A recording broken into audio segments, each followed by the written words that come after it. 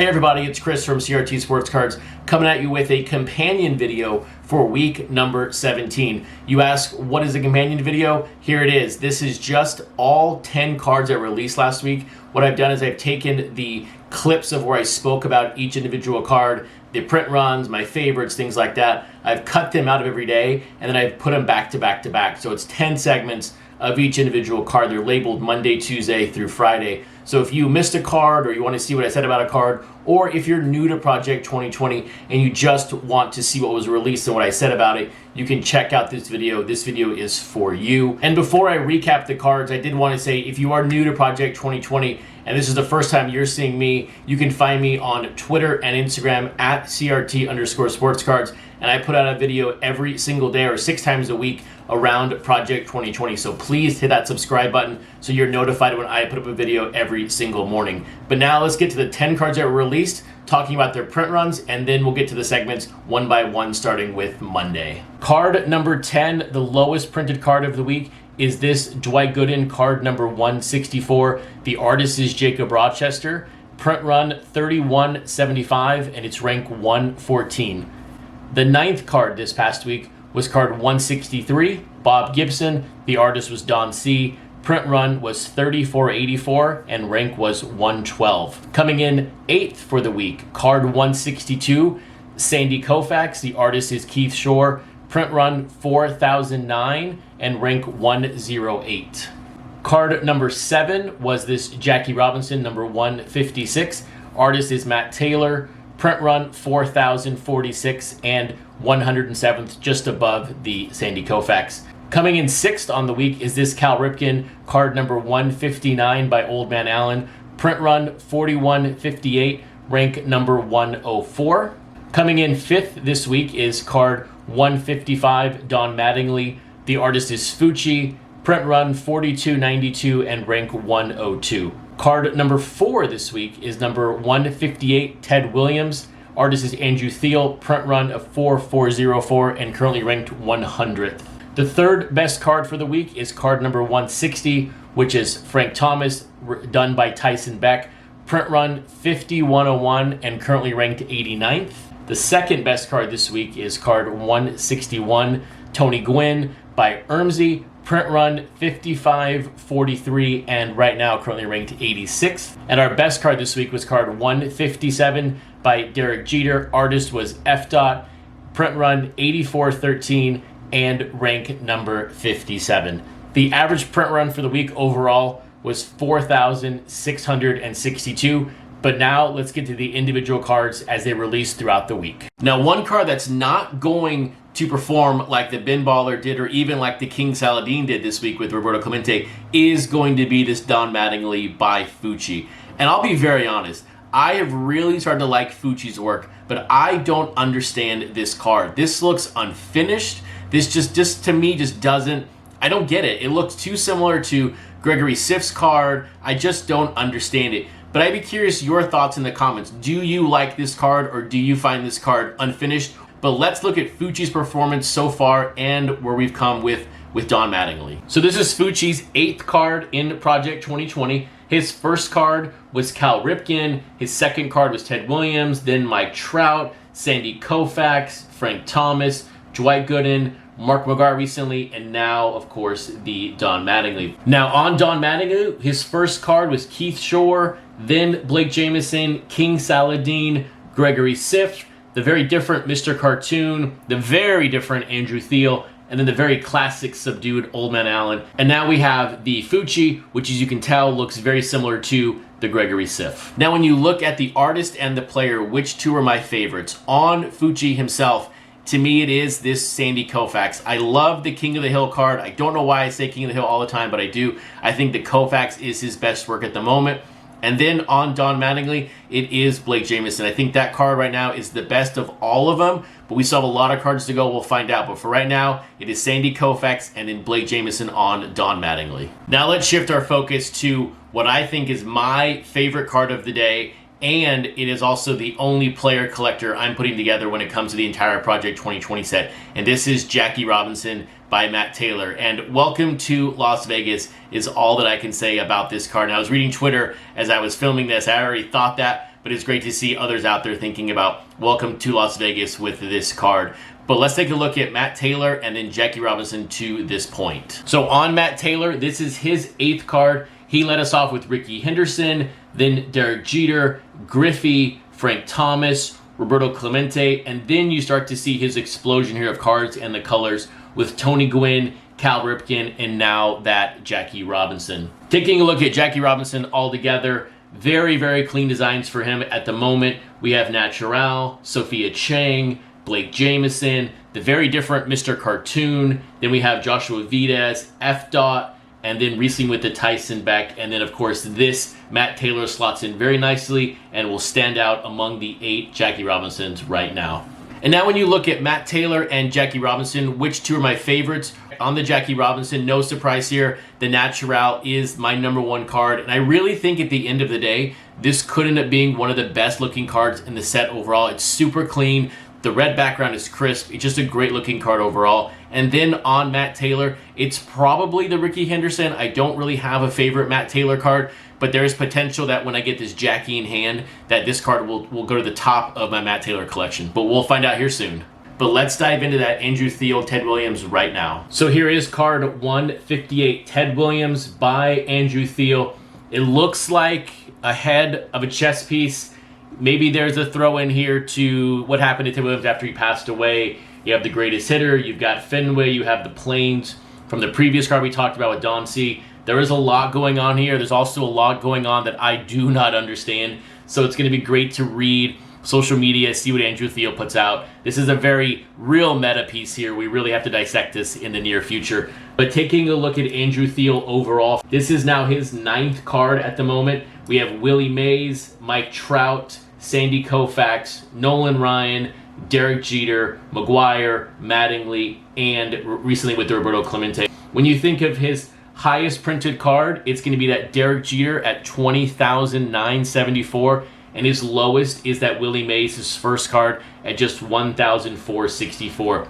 But let's take a look quickly at Ted Williams. We just had him last week, but this is his 8th card overall. We had JK5, Fucci, Ermsey, F. Dot, Old Man Allen, Tyson Beck, and recently with the Don C. From a print run perspective, that Old Man Allen is his #1 card, 41,407, and his lowest printed card is the Fucci at 1,131. So when it comes to the favorites, when you think of Andrew Thiel, I don't really have a favorite Andrew Thiel card. The cards to me are very, very busy. I like my cards simplistic, and I understand Grotesque has the figure holding up the photo on his cards, but to me, those cards really speak to me in a different kind of way. But I don't really have a favorite Andrew Thiel. But now on Ted Williams, I've said it a few times, the Tyson Beck for me is the #1 card at the moment. That card is just stunning. I know it's going to be difficult to top that with Grotesque and Natural here soon, but I just absolutely love that Tyson Beck. So now let's talk about the captain, and the captain being Derek Jeter,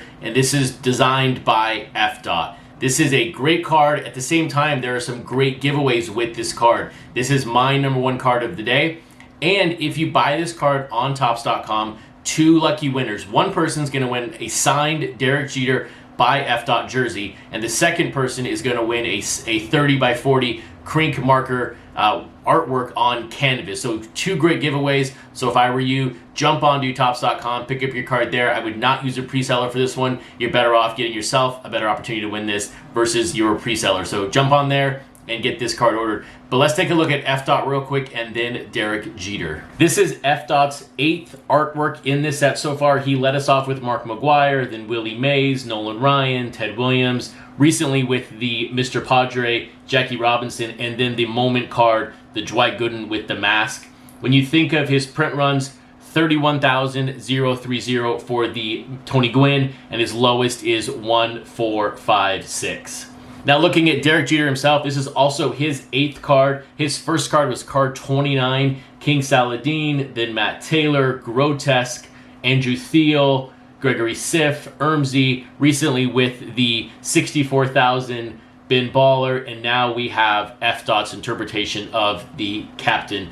His lowest printed card is that grotesque at 6,500. So when it comes to the favorite F. card and the favorite Derek Jeter, on Derek Jeter, it is the grotesque. It's very simple. I love the design of grotesque. But on F. it is the Dwight Gooden. It is the mask, because that card is a moment in time, and it's going to be a card that we can look back on in 5, 10, 15, 30 years and know when that card was printed and what it means. At the same time, I did pick up that card signed by F. on his website, so I'm really looking forward to having that show up here in the next few months. And just like his first career hit, which was a triple, Frank Thomas was not a home run for me, but it was pretty darn good, and I really, really like this card. But when you think back to my favorite card of the day, it is going to be the Old Man Allen Cal Ripken, but we'll talk about that here in a second. This is all about Tyson Beck. But when you look at this Frank Thomas, just a fantastic card overall, and it really pays homage to the actual first card. But let's take a look at that card real quick.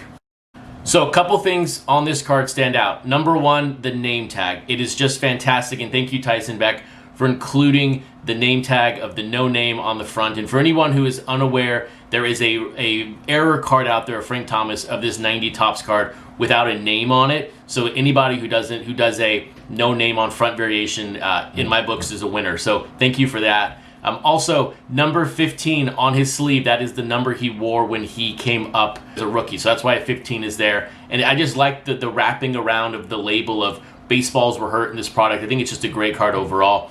But let's take a look at Tyson Beck and his history so far in this project. So this is Tyson Beck's 9th card in the set. And where I really started to notice Tyson Beck's work was with the Bob Gibson card number 70. And then he delivered the Koufax, Williams, and then recently with the Jackie Robinson. Unfortunately, due to the fact that his Dwight Gooden is such a low print run, 1,065, I will never own a complete Tyson Beck set just because that card is so darn expensive. And then his highest printed card is Sandy Koufax at 21,535. But let's take a look at Frank Thomas real quick. This is Frank Thomas's 8th card so far in Project 2020. And let's just be honest, the card they picked, they had to pick this card, but it's so hard to work with, and the artists are doing their best job with this card.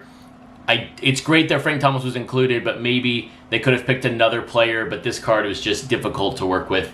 When you think of print runs here, his lowest printed card is the Rochester at 1,480, and then his highest printed card is the Fucci at 22911. So when you look at Tyson Beck and you look at Frank Thomas, what are my favorites? And look, no surprise here, the Tyson Beck, it still is that Ted Williams. That Ted Williams is just a magnificent card, and I think it's just fantastic overall. And then on the Frank Thomas, I'm a homer here. It is Natural. That card to me is clean, it's crisp, I love the triangles. So right now, no surprise, Natural wins and Tyson Beck. And now, let's get to my favorite card of the day, and this is the Cal Ripken by Old Man Allen. This card is great in a couple of different reasons, but I also want to call your attention to the fact that Old Man Allen has done very few big names. He's only done one big player, and that is Ken Griffey Jr. at the moment. And just like Cal Ripken, once he gets started, he never stops. And if you're sleeping on Old Man Allen and the work that he can do, I would take a look at his library right now. There are some great cards out there, and he has some big names still left to do. So it's going to be interesting to see where he ends up at the end of this. But let's take a look at Old Man Allen and then Cal Ripken. Now this is Old Man Allen's 9th card in the set. We had him recently with the Don Mattingly and the Ken Griffey Jr. And what is his signature move? It's that border, it's the photo, and all of these cards are moving together very nicely as a team in a sense. But on a print run perspective, his number 1 printed card is that Ted Williams in the heart of the bubble, 41,407. That number just seems so comical these days, but that was the day and age we lived in just a few months ago. And then his lowest printed card is Mariano Rivera at 1127. Now looking at Cal Ripken Jr., this is his 8th card also. When you think of his progression so far, his Ben Baller card is actually not his number 1 printed card. It is actually the Don C at 41,362. His Ripken came in at 36,466. And his lowest printed card is 1,205 with Fucci, not Ermsey. So when you look at my favorite cards of Old Man Allen and of Cal Ripken Jr., it is the Ted Williams Old Man Allen. So on this Wednesday, Both of my favorite cards are of Ted Williams, from Tyson Beck, and from Old Man Allen. And then on Ripken Jr., it is the Gregory Siff. I spoke about this card on the episodes last week around his Mark McGwire card, but I'm really starting to like this Ripken Jr. card by Gregory Siff more and more every single day. Now let's talk about one of the two cards that's being released today, and let's tackle this Sandy Koufax by Keith Shore first. If I had to pick a favorite, it's not going to be this Keith Shore, but at the same time, on today's cards, I don't really have a favorite. I'm not going to be buying either one of these cards. None of them really speak to me. I'm not collecting Shore. I think at least I probably am collecting Shore because of my Griffies, but that's another story altogether. But let's take a look at this Keith Shore Sandy Koufax real quick. So yes, it is vertical, and for anyone out there who is collecting a horizontal Koufax, of course, this is not the first horizontal one, but I understand people out there are mad or frustrated with the fact it's not horizontal, but this is a great thing about this set. So this is his 9th card overall, and of course we know the Griffey, we know the Mariano, we know the Bob Gibson. He has some of the most iconic cards in the set, just from the visuals, and this is why Keith Shore is in this set. From a print run perspective, this does not need to be said again, but his Griffey is number 1 at 99,177, and then his Mark McGwire comes in at 1199. Now when you take a look at Sandy Koufax, this is his 9th card overall. We have 5 horizontals and we have 4 verticals. His highest printed card is the Natural at 43,147, and his lowest printed card is 1,135, which is card number 2, which is done by Jacob Rochester. When I look at these cards and go, what are my favorite Keith Shore and what's my favorite Sandy Koufax? On the Keith Shore, it is the Frank Thomas because he was the first artist to do a no name on front variation. So thank you for that. And then on Sandy Koufax, it is going to be the Fucci design because of not having a face and it being King of the Hill. There is a close second here with the Tyson Beck card, but if I had to pick one to keep forever, it's going to be the Fucci.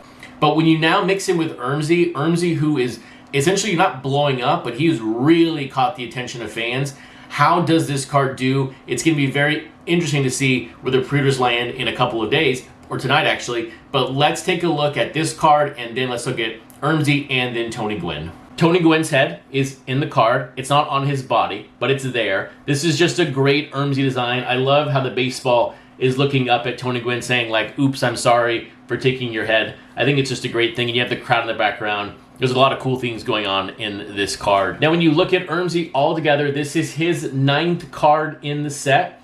He, of course, has the most famous Trout, which is card number 4. But on a print run perspective, his Derek Jeter is the best right now at 24,908. That's a lot of cards, but it's actually not a lot of cards when you think of the bubble we came through a few months ago. And then his lowest card is that Dwight Gooden, one of the Forgotten 7, at just 1,864. Now, taking a look at Tony Gwen, this is now his 8th card, and he has had some really great cards come out recently compared to his first couple of cards. His highest printed card is that Matt Taylor at 31,030, and his lowest printed card is 1,302. I think he suffers from the fact that Natural and Joshua Vides came out together. They look similar. People lost focus of Gwen. And now when you say, Chris, what are your favorites on Tony Gwen and Ermsey? When it comes to Tony Gwen, it is the Grotesque. I really like the orange color of the Padres, old school 80s color. I really, really like that card. And then on Ermsey, it's really surprising here, but I really like his Ted Williams. So you go back the last couple of shows, I have had 3 artists up, and I've said Ted Williams every single time. And I'm not even collecting Ted Williams. I probably should be collecting Ted Williams, but I am not. But at the moment for Ermsey, it is Ted Williams. Let's hit the hardwood floor now. Let's get to this Bob Gibson by Don C.